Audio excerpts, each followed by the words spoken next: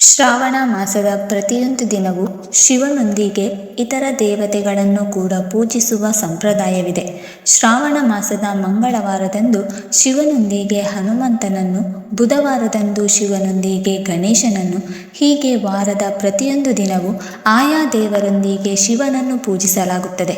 ಶ್ರಾವಣ ಮಾಸದ ಸೋಮವಾರದಿಂದ ಭಾನುವಾರದವರೆಗೆ ನಾವು ಯಾವೆಲ್ಲ ಕೆಲಸಗಳನ್ನು ಮಾಡಬೇಕು, ಶ್ರಾವಣ ಮಾಸದ ಪ್ರತಿಯೊಂದು ದಿನ ಏನು ಮಾಡುವುದರಿಂದ ನಮಗೆ ಆರೋಗ್ಯ, ಅದೃಷ್ಟ ಮತ್ತು ಐಶ್ವರ್ಯ ಪ್ರಾಪ್ತಿಯಾಗುತ್ತದೆ ಎನ್ನುವುದನ್ನು ಇಂದು ತಿಳಿಯೋಣ. ಶ್ರಾವಣ ಶಿವನ ಮಾಸವಾಗಿದೆ. ಈ ಮಾಸದ ಪ್ರತಿಯೊಂದು ದಿನವೂ ಶಿವಪೂಜೆಯನ್ನು ಮಾಡಲಾಗುತ್ತದೆ. ಶ್ರಾವಣ ಮಾಸದಲ್ಲಿ ಶಿವಪೂಜೆಯನ್ನು ಮಾಡುವುದರ ಮೂಲಕ ನಾವು ಶಿವನಿಗೆ ಅತ್ಯಂತ ಪ್ರಿಯರಾಗಬಹುದು ಹಾಗೂ ಈ ಮಾಸದಲ್ಲಿ ಮಾಡುವ ಪೂಜೆಯು ನಮಗೆ ದುಪ್ಪಟ್ಟು ಫಲಗಳನ್ನು ನೀಡುತ್ತದೆ. ಶ್ರಾವಣ ಮಾಸದ ಪ್ರತಿಯೊಂದು ಶಿವನನ್ನು ಪೂಜಿಸುವುದು ಮಾತ್ರವಲ್ಲ, ಈ ಕೆಲಸಗಳನ್ನು ಪ್ರತಿಯೊಂದು ದಿನವೂ ಮಾಡುವುದರಿಂದ ಸಂಪತ್ತು, ಸಮೃದ್ಧಿ, ಆರೋಗ್ಯ ಮತ್ತು ಅದೃಷ್ಟವನ್ನು ಪಡೆದುಕೊಳ್ಳಬಹುದು. ಶ್ರಾವಣ ಮಾಸದ ಸೋಮವಾರದಿಂದ ಭಾನುವಾರದವರೆಗೆ ನಾವು ಈ ಕೆಲಸಗಳನ್ನು ಮಾಡಬೇಕು.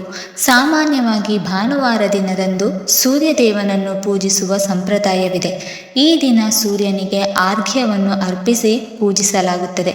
ಆದರೆ ಶ್ರಾವಣ ಮಾಸದ ಭಾನುವಾರದ ದಿನದಂದು ಸೂರ್ಯನ ಪೂಜೆಯು ಒಂದಿಷ್ಟು ಭಿನ್ನತೆಯನ್ನು ಪಡೆದುಕೊಂಡಿದೆ. ಅದೇನೆಂದರೆ, ಶ್ರಾವಣ ಮಾಸದ ಭಾನುವಾರದ ದಿನ ಸೂರ್ಯದೇವನನ್ನು ಪೂಜಿಸುವುದರ ಜೊತೆಗೆ ಶಿವನನ್ನು ಕೂಡ ಪೂಜಿಸುವ ನಿಯಮವಿದೆ.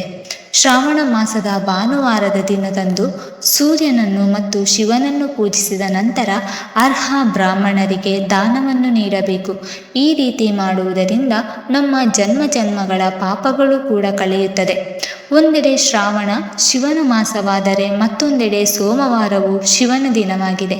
ಈ ದಿನದಂದು ಶಿವಪೂಜೆಯನ್ನು ಮಾಡಬೇಕು. ಈ ದಿನ ಶಿವನನ್ನು ಪೂಜಿಸುವುದರ ಜೊತೆಗೆ ಧನದೇವತೆಯಾದ ಲಕ್ಷ್ಮೀ ದೇವಿಯನ್ನು ಕೂಡ ಪೂಜಿಸಬೇಕು. ಪೂಜೆಯ ಬಳಿಕ ಬ್ರಾಹ್ಮಣರಿಗೆ ತುಪ್ಪದಿಂದ ತಯಾರಿಸಿದ ಆಹಾರವನ್ನು ದಾನ ಮಾಡಬೇಕು. ಶ್ರಾವಣದ ಪ್ರತಿ ಸೋಮವಾರದ ದಿನದಂದು ಈ ಕೆಲಸ ಮಾಡುವುದರಿಂದ ಆ ವ್ಯಕ್ತಿಯು ಸಂಪತ್ತಿನ ಸಂತೋಷವನ್ನು ಅನುಭವಿಸುತ್ತಾನೆ. ಶ್ರಾವಣ ಮಾಸದ ಮಂಗಳವಾರದ ದಿನದಂದು ಕಾಳಿ ದೇವಿಯನ್ನು ಪೂಜಿಸುವುದರ ಜೊತೆಗೆ ಶಿವನನ್ನು ಕೂಡ ಪೂಜಿಸಬೇಕು.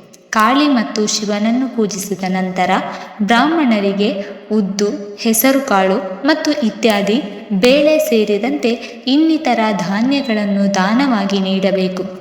ಮಂಗಳವಾರದ ದಿನ ಬ್ರಾಹ್ಮಣರಿಗೆ ಈ ವಸ್ತುಗಳನ್ನು ದಾನ ಮಾಡುವುದರಿಂದ ವ್ಯಕ್ತಿಯ ಆರೋಗ್ಯದ ಸಮಸ್ಯೆಗಳು ಪರಿಹಾರವಾಗುತ್ತದೆ.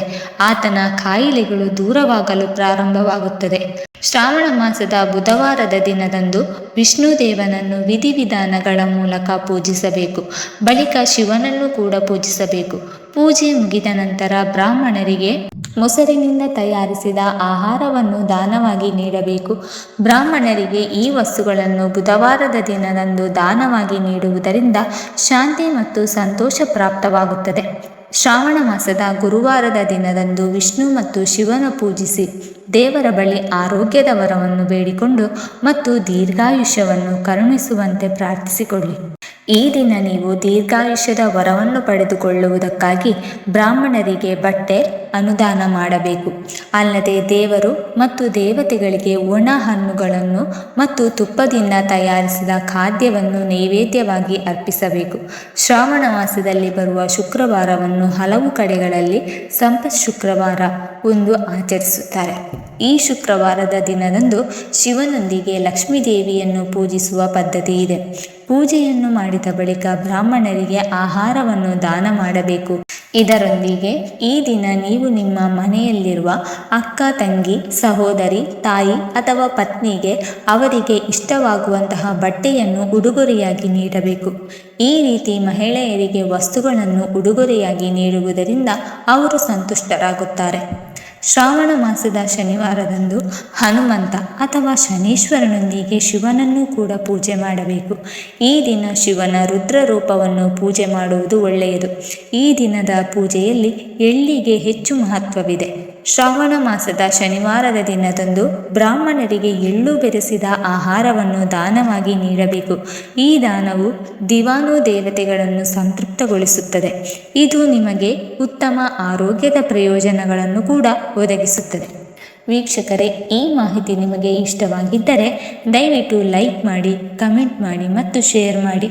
ಹಾಗೆ ಮುಂದಿನ ವಿಡಿಯೋಸ್ಗಳಿಗಾಗಿ ನಮ್ಮ ಚಾನಲನ್ನು ಸಬ್ಸ್ಕ್ರೈಬ್ ಮಾಡಿಕೊಳ್ಳಿ. ಧನ್ಯವಾದಗಳು.